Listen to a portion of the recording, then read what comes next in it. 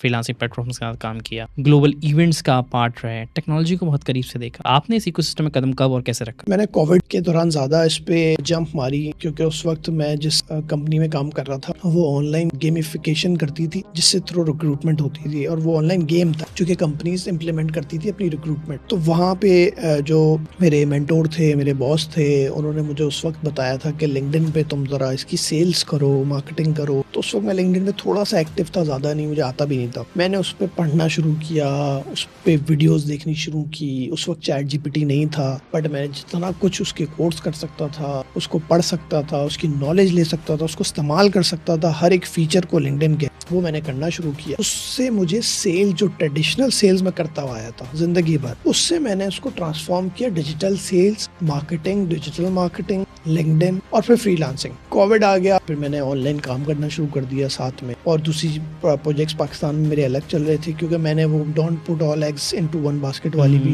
کچھ چیز رکھی کہ میں پاکستان میں بھی کوئی پروجیکٹ کروں ان پرسن، کیونکہ آپ کا اگر انٹرنیٹ ہی کل بند ہو جائے تو آپ کیا کریں گے، گورنمنٹ کو ایکسکیوز بنائیں گے. اس کمپنی سے میں نے یہ چیز سیکھنی شروع کی آن لائن، اور پھر وہ سلسلہ آج تک ماشاءاللہ سیکھنے کا جاری ہے کہ میں نے کوشش کی کہ لنکڈن کو میں پکڑ لوں. کہ اس وقت تو لنکڈن کو کوئی بھی نہیں جانتا تھا پاکستان میں. جس نے لنکڈن کی سائنس سمجھ لی نا، اس کو باقی سارے پلیٹ فارم کی سائنس آسان لگے گی، الگورتھم آسان لگے. اور یہی میں نے کیا کہ اب مجھے باقی پلیٹ فارمز کا کوئی ایشو نہیں، میں جب چاہے اس پہ ایکٹیو ہو سکتا ہوں، اس کے فالوورز بھی بڑھا سکتا ہوں، اس پہ امپیکٹ کریٹ کر سکتا ہوں، اس سے لیڈ جنریٹ کر سکتا ہوں، بیکاز میں نے اتنے سال لنکڈن پہ کام کیا.